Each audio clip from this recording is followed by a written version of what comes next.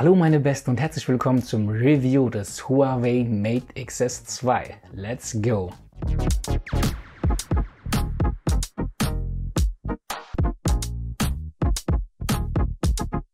Beginnen wir mit den Highlights dieses Produktes.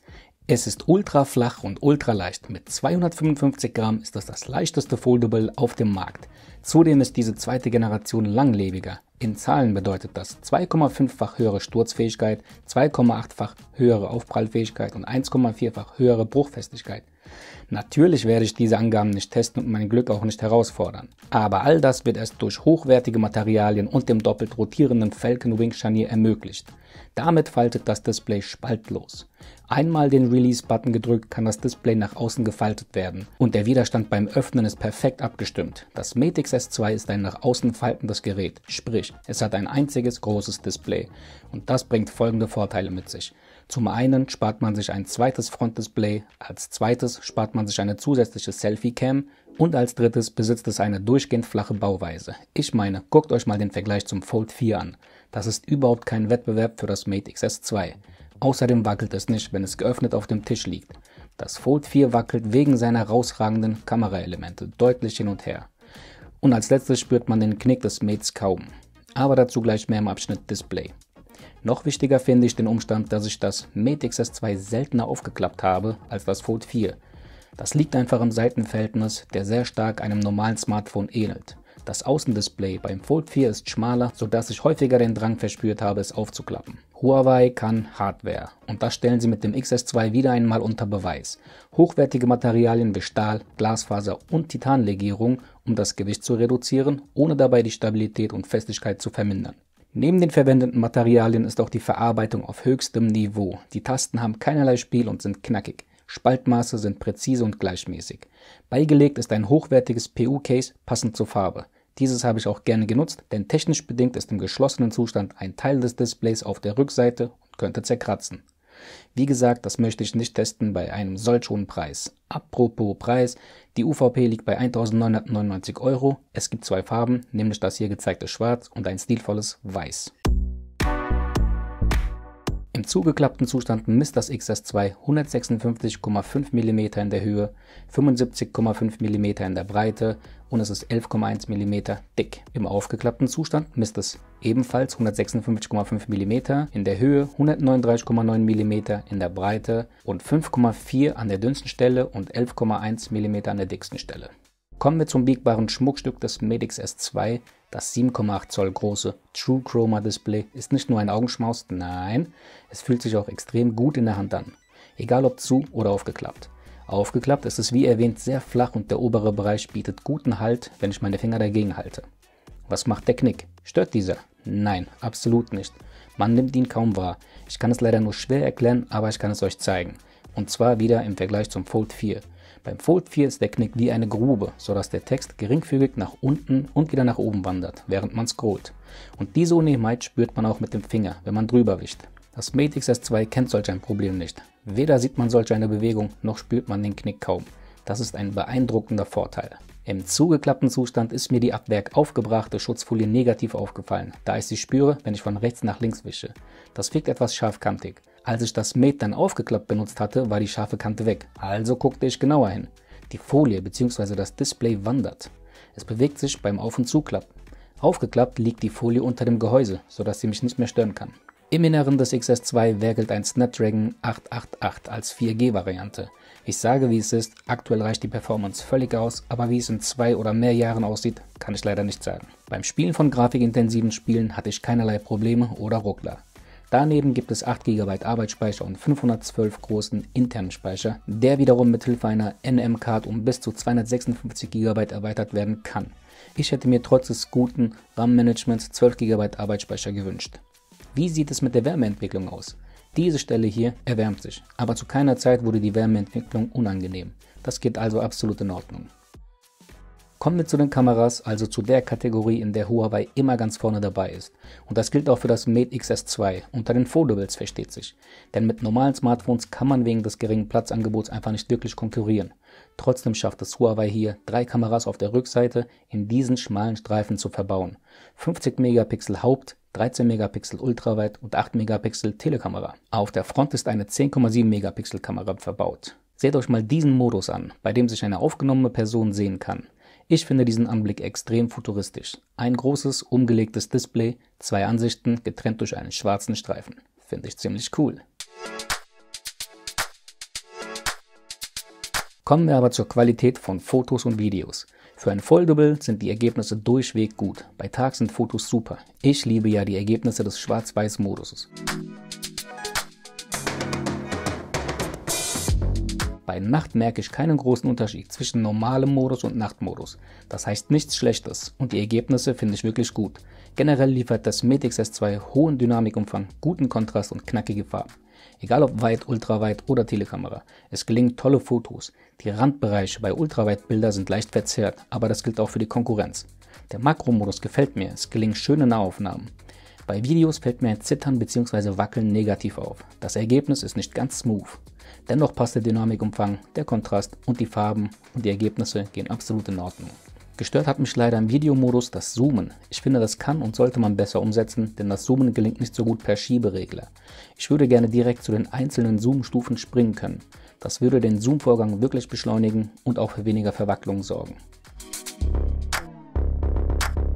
Der SAR-Wert, also die spezifische Absorptionsrate, beträgt 0,50 Watt pro Kilogramm.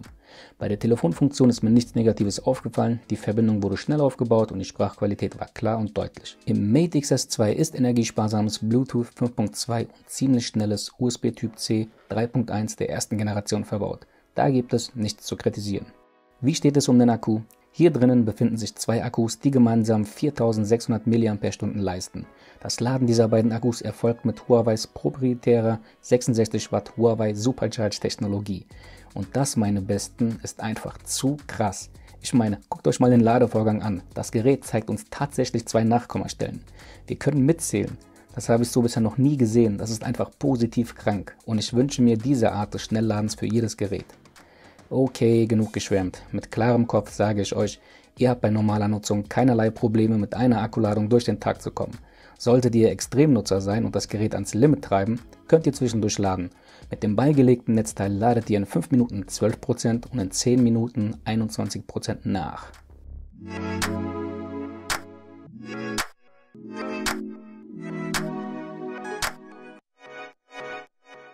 Für den richtigen Sound und ein immersives Audioerlebnis sorgt die neue AI Sound Engine in Kombination mit dem ultradünnen Surround Soundfeld. So die Marketingabteilung von Huawei. Und was soll ich sagen, es stimmt. Der Sound aus solch einem dünnen Gehäuse ist einfach klasse. Da gibt es wirklich nichts zu meckern. Tiefe Bässe und klarer Sound ohne Verzerren in den höheren Stufen. Lediglich die Platzierung der Lautsprecher hätte besser sein können, denn im aufgeklappten Zustand blockiert man immer einen der beiden Lautsprecher mit einer Hand, je nachdem in welcher Orientierung es gerade genutzt wird. Der verbaute Vibrationsmotor muss hochwertig sein, denn die Vibrationen bzw. das haptische Feedback kommen elegant geschmeidig bei mir an. Das finde ich sehr, sehr gelungen. Die Basis der Software bildet Android 11, on top läuft EMUI 12.0.1. Wann EMUI 13 veröffentlicht wird, kann ich leider nicht sagen. Leider hängt Android 11 2 Jahre hinterher, wodurch wir auf Optimierung für Foldables und große Displays, die Android 13 bietet, verzichten müssen. Dennoch liefert Huawei Softwarefunktionen, mit denen das große Display sinnvoll genutzt werden kann. Zum einen gibt es die Smart Multi-Window-Funktion und zum anderen die Splitscreen-Funktion. Je nachdem, ob man nach rechts oder nach links wischt, nachdem man eine App hochzieht. Diese Swipe-Geste ist gelungen. Generell finde ich die Swipe-Gesten sehr gelungen. Hochloben muss ich wirklich auch den Navidot. Genau solche kleinen Funktionen sind es nämlich, die den Unterschied machen, denn sie erleichtern die Bedienung eines Geräts. Mehr zum Navidot und anderen Funktionen unter dem Link rechts oben. Was ich enorm vermisst habe, ist die App-Ablage. Das Mate XS2 platziert alle Apps auf den Homescreens, genauso wie es iOS tut. Das gefällt mir weder auf dem iPhone noch auf dem Mate. Ich würde mir eine App-Ablage wünschen, wie bei allen anderen Android-Geräten. Apps findet ihr in der App Gallery und mit Hilfe von Petal Search oder auf den Herstellerseiten, beispielsweise WhatsApp. Google Apps wie YouTube kann man als Web-Apps nutzen, das gilt auch für Insta oder Twitter. Auch hierzu habe ich bereits ein Video erstellt, Link oben rechts. Was das App-Angebot angeht, habe ich also absolut nichts zu meckern. Huawei hat ein ziemlich starkes Ökosystem aufgebaut. Das reicht von Monitoren über Notebooks zu Wearables. Und das Mate XS2 fügt sich dank EMUI 12 und smarten Verbindungsmöglichkeiten reibungslos in das Huawei-Ökosystem mit den Huawei Mobile Services ein und kann kinderleicht mit anderen Geräten kommunizieren sowie arbeiten. Für die Sicherheit sorgt ein ultraschneller Fingerprint-Sensor. Das konnte Huawei schon immer und auch beim XS2 gehört der Fingerprint-Sensor zu den absolut schnellsten. Guckt es euch an, ich habe das Video nicht beschleunigt, versprochen. Ein extrem kurzes Auflegen des Fingers reicht völlig aus und das Gerät entsperrt. Wer braucht da schon Face Unlock? Also ich nicht. Letzter Punkt dieses Videos, mein Fazit. Ich habe das Huawei Mate XS2 genossen und ich kann es mit bestem Gewissen weiterempfehlen. Der nach außen klappende Mechanismus ist genial. Es spart ein zweites Frontdisplay und eine zweite Selfie-Cam. Er ermöglicht eine flache und leichte Bauart. Das Mate XS wiegt nur 255 Gramm, das ist rekordverdächtig. Der Knick dieses Gerätes ist kaum zu spüren und dank der abgerundeten Seiten liegt es extrem gut in der Hand. Das muss man mal selbst gespürt haben. Ja, der Preis liegt mit 1.999 € hoch, aber Huawei bietet neben einem 66 Watt Ladenetzteil und einer hochwertigen PU-Hülle auch ein präzise gefertigtes Foldable mit Premium-Materialien. Und das hat nun mal seinen Preis. Der etwas ältere Prozessor und die ältere Android-Version stellt aktuell kein größeres Problem dar. Denn das Huawei Mate XS2 läuft flüssig vor sich hin. Und wer schon immer ein Smartphone oder Tablet ohne Google Play-Dienste haben wollte, der ist hier genau richtig. Ihr verzichtet nicht auf Apps, keine Angst. Aber ihr vermeidet das Auslesen eurer Daten seitens Google. Und jetzt kommt eine persönliche Bitte von mir an Huawei. Lasst euch durch den US-Bann bitte nicht unterkriegen und macht weiter. Unbedingt weitermachen. Denn nur eure Produkte sind innovativ, hochwertig und präzise genug, um Apple die Stirn zu bieten. Nur eure Produkte können es schaffen, den Wettbewerb aufrechtzuerhalten. Und damit verabschiede ich mich von diesem Video. Das war's, wir sind am Ende. Bis zum nächsten Video. Macht es gut, bleibt gesund. Ciao.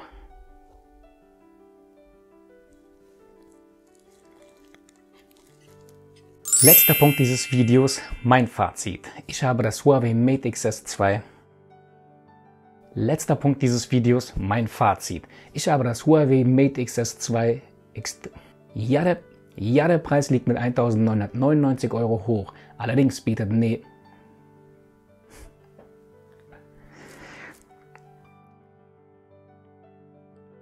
Be brilliant together. Der wievielte Versuch ist das? Ich weiß es nicht. Ja, der Preis liegt mit 1.999 € hoch. Allerdings bietet Huawei neben 60...